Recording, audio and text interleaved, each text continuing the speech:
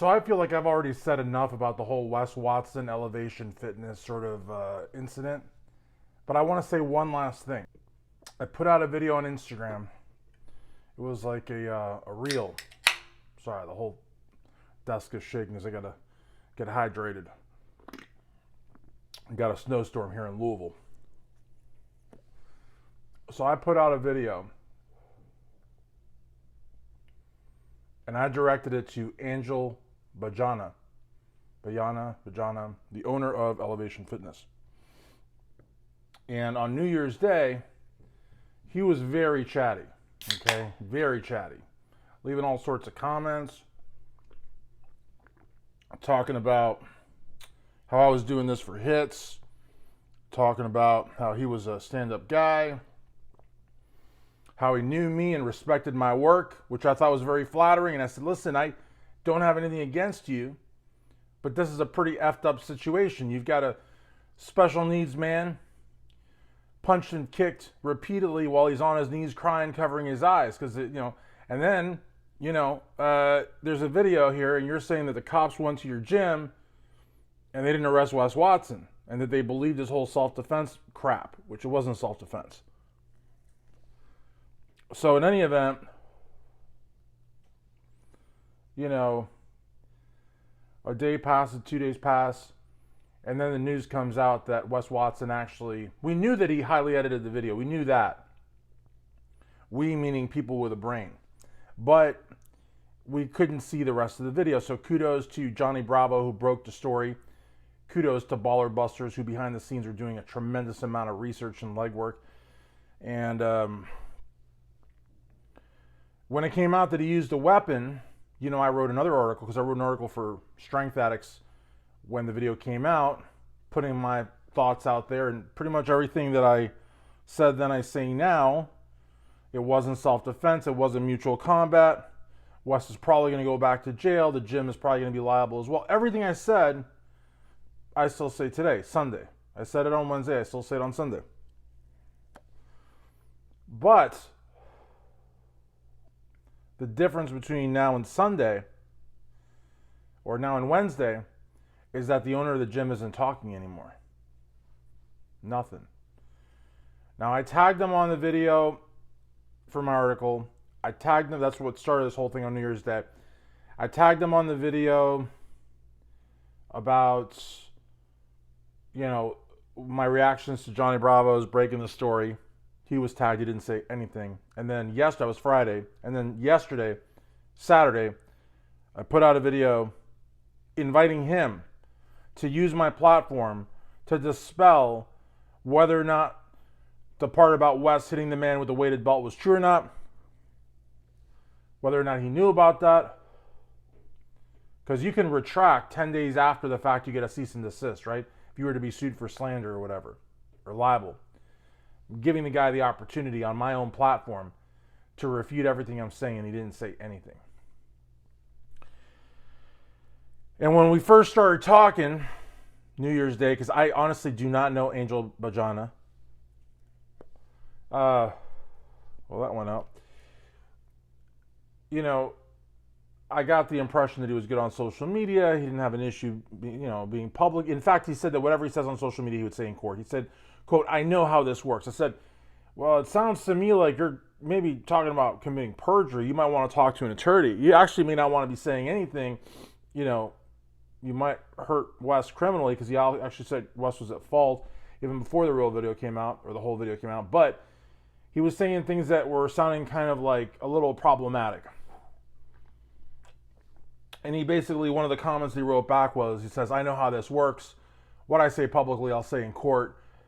And thanks for the freebie, meaning the advice. Well, it sounds like somebody told you to shut up because you're not talking anymore. I mean, a freaking first-year law student would tell you to shut up. You own 4 gyms. You're out there. You had an open house on Saturday at the new location, downtown Miami proper. You know what that costs? Well, you know what that costs. But most people may not be, quite so aware.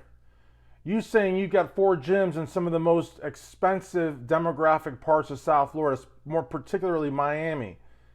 You're talking about places where the square footage is like astronomical, and you don't only have one, you got 4 gyms.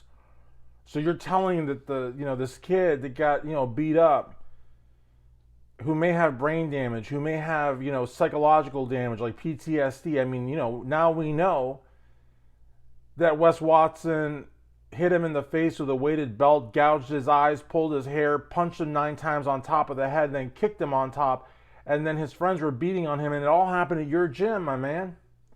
You know how much money this guy could come at you for?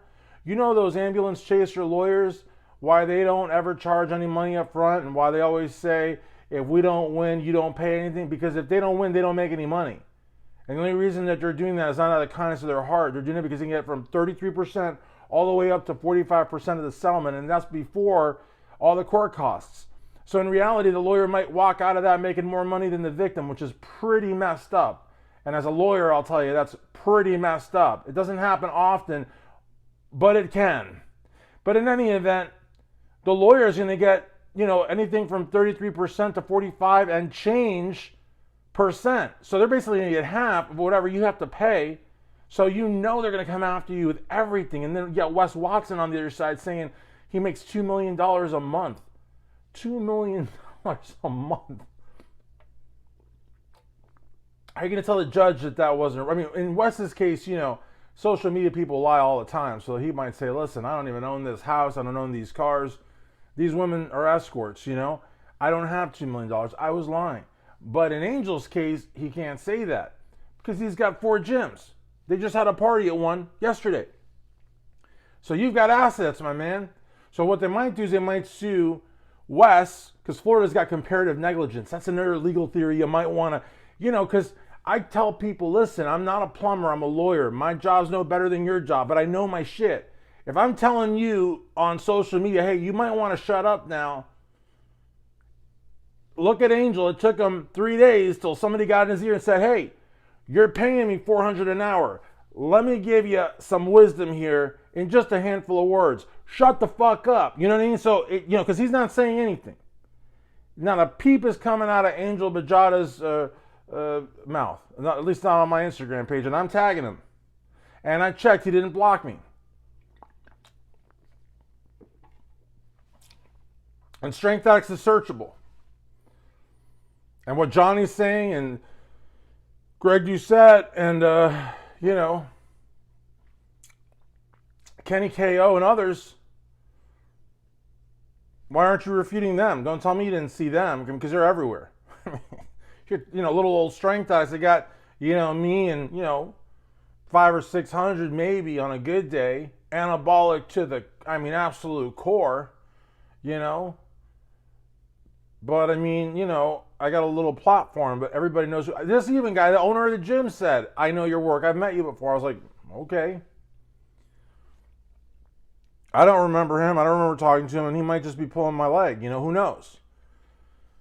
But he was following me, and now he's not, because I said, I don't need followers like you, because I got real emotional. Okay, I got real emotional, as you guys know. But whatever, it's cool. I lost a follower. Listen, I've got 10,000 followers. I'm not a big channel. 10,000 followers, a freaking, that's only been training for a month would have more followers on Instagram than that. But it is what it is. Look,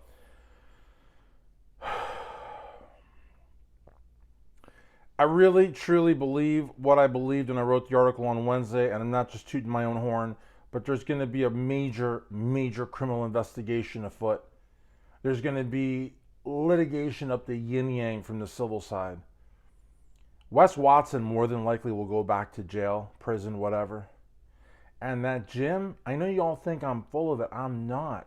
You could sue a place for tripping on a banana peel. If you take a beating by a guy who has a relationship with the gym. He's not an employee, he trains, but he's a subcontractor. He's got a business relationship with the gym. Not only that, he was calling people out to the gym. He gave the address out of the gym. You know what I mean? So, you know what I mean?